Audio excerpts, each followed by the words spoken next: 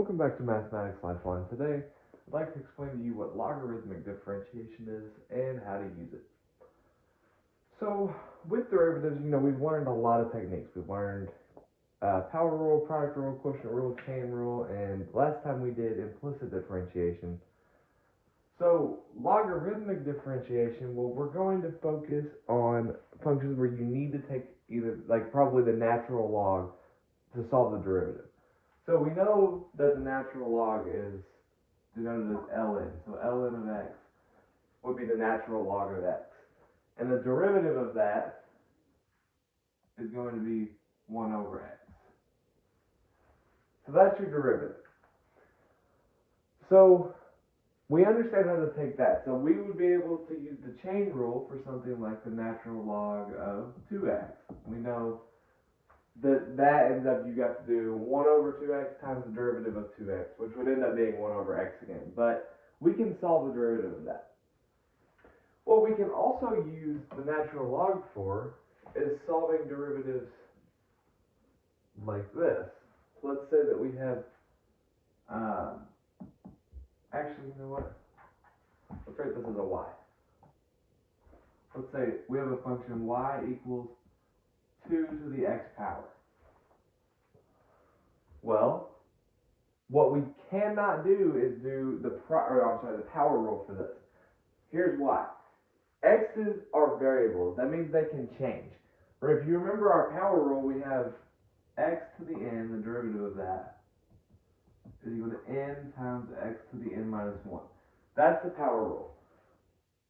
The problem is this n is a constant number. This number stays the same. X can be any number. It can be any value at all, any value that you want. So we can't use the power rule. So we cannot say that the derivative of that is x times 2 to the x minus 1.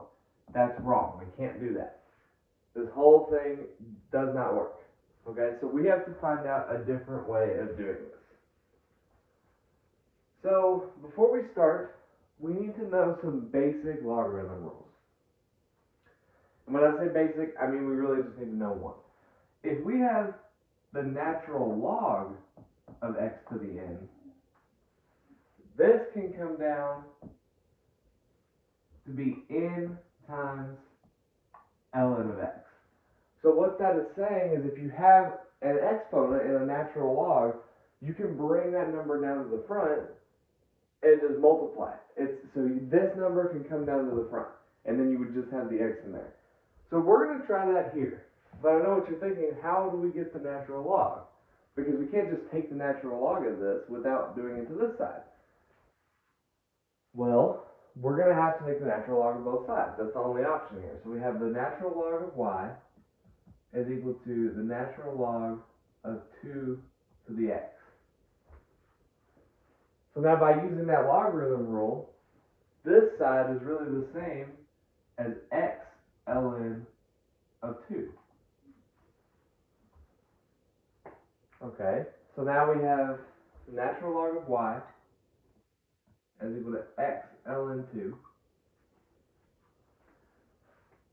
So now we have x's and y's, and we still haven't taken the derivative of this. We've only just kind of simplified it down a little bit. We've only changed the original function. We need to take the derivative of this function. And we see that we have y's and x's. So what we have to do is do implicit differentiation in order to solve for this. So if you haven't seen that video already, I will link it right now as a card, and I'll put it in the description for you. But implicit differentiation means that every time we have a y, we have to multiply the derivative of it by dy dx. So let's start with differentiating this side. So we know natural log is going to be 1 over the inside, so it's going to be 1 over y. So that's the derivative if it was just an x, but this is a y, so remember we have to multiply by our dy dx. And this is equal to, well, what is the derivative of this? Now I know what you're thinking. You're thinking to use the power rule. But we don't really need to here. We don't, or not the power rule, the product rule. We don't need to do the product rule here. Here's why. We can rearrange this side into saying this is ln of 2 x. And ln of 2 is just a constant. So we can use the power rule here to differentiate this right side. Because remember, we have a constant times an x, well the derivative is just going to be the constant. So the derivative of this side is just going to be the natural log of 2. So now we have 1 over y times dy dx is equal to ln 2.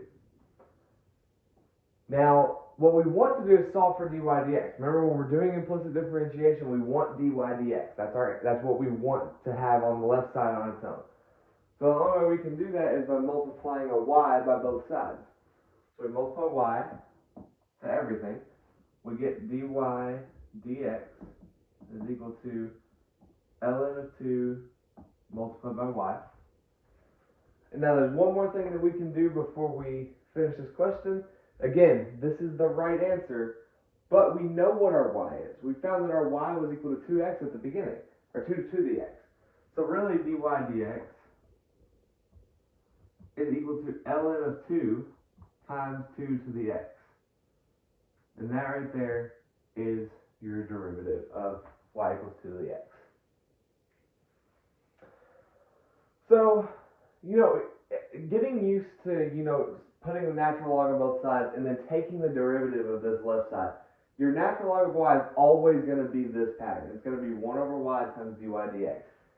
So your final step in this is always going to be to make sure you put your y back over here and substitute your y in. So this one was 2 to the x.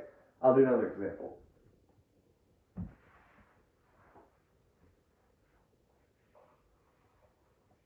Let's say this time that y is equal to, let's say, 3 to the sine x. Okay, so we want to take the derivative of this, but we have a sine x in the power, in the exponent. So we can't take the derivative of that as is. We have to bring that x down to the front because we can't take a derivative with x in the exponent.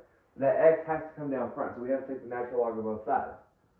So we have ln y is equal to ln of 3 to the sine x.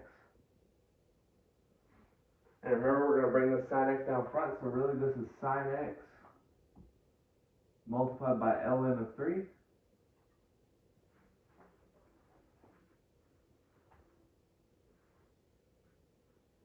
So now, what we have here is we're going to take the derivative of both sides. So remember, the derivative of this is going to be 1 over y times dy dx. This is equal to, so let's think about this not as the product rule again, because we do still have to take the derivative of sine x. That is something that we have to take the derivative of. But this right here is just a constant. So remember, if we were going to take the derivative of like 2 sine x, we would just take the derivative of sine and multiply by 2. So it would be 2 cosine of x. So that's the same thing here with this natural log of 3. That natural log of 3 is being multiplied and it's just a constant. So that means that this left side, or I'm sorry, the right side, when you take the derivative of it, is going to be ln of 3 times cosine x. And now the only thing that we can do from here is we can go ahead and multiply everything by y. We get dy dx is equal to ln 3 times cosine x. Probably put these in parentheses too. And then all that times y. So dy dx is equal to 3 to the sine x, plugging in for our y right here, times ln of 3 times cosine x. That is our derivative. So again, it's a little complex, and I understand that like this is kind of new territory, but you'll kind of see a pattern here, and I want to show you a rule. So we did the derivative of 2 to the x, y equals 2 to the x. So the derivative of 2 to the x was equal to ln of 2 times 2 to the x. That was our derivative. There is a rule here whenever we use something like this, and it's a little bit weird at first, but it's super, super easy. So if you don't want to solve this all the way out, we have the derivative, this is a rule, of n to the x power, right? This is equal to natural log of n times n to the x. So you can see here, the natural log, so if we're saying this is n to the x, our n is 2, so this is the natural log of 2 times itself, times n to the x. So 2 to the x, we multiplied by the natural log of the 2. That's a rule that we can use every single time. So if we're wanting to find the derivative of y equals 7 to the x, this would be ln of 7 times 7 to the x.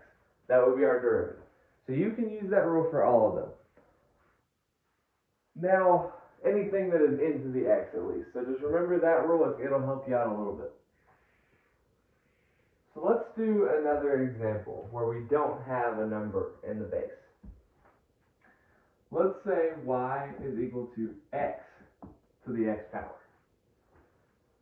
Well, this looks awful.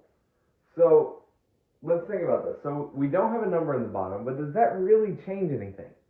Because all we do with the natural log is bring this exponent of the x down in front.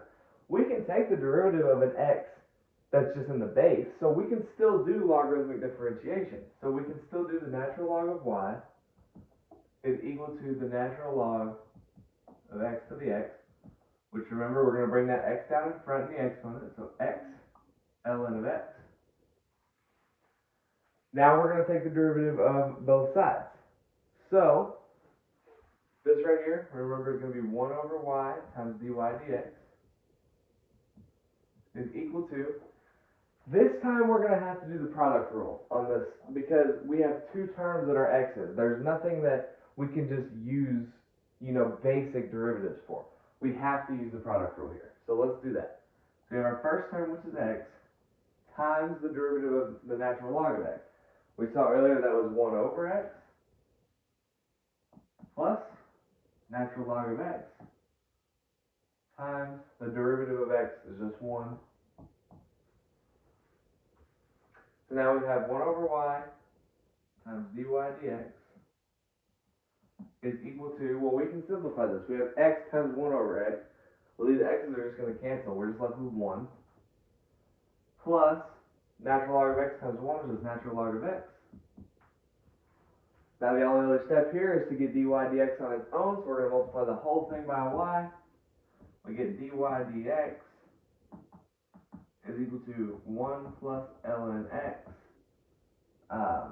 times, we're going to plug in our y right here, which is our x to the x. And there's our answer. So, again, you can see that, this really isn't too complex. This is just following the rule. You'll see the pattern of multiplying this y to the other side, and it makes everything make so much more sense. Now, what I want to end off on is kind of how we got the derivative of e to the x. So let's think about that. We know that it's just a basic derivative. So the derivative of e to the x is just e to the x. The only function that's the derivative is itself. So if we have the function y equals e to the x, and we want to take the derivative of it without knowing this part, so we don't know this now, how would we do that? Well, e is just a number, and it's raised to the x power, so we can use our rule where if we take the derivative of n to the x, this right here is equal to ln of n times n to the x. So let's do it. So we're going to take the natural log of the base, which is our e, so we're taking the natural log of e, and then multiplying it by n to the x, which is how we started, so that's e to the x.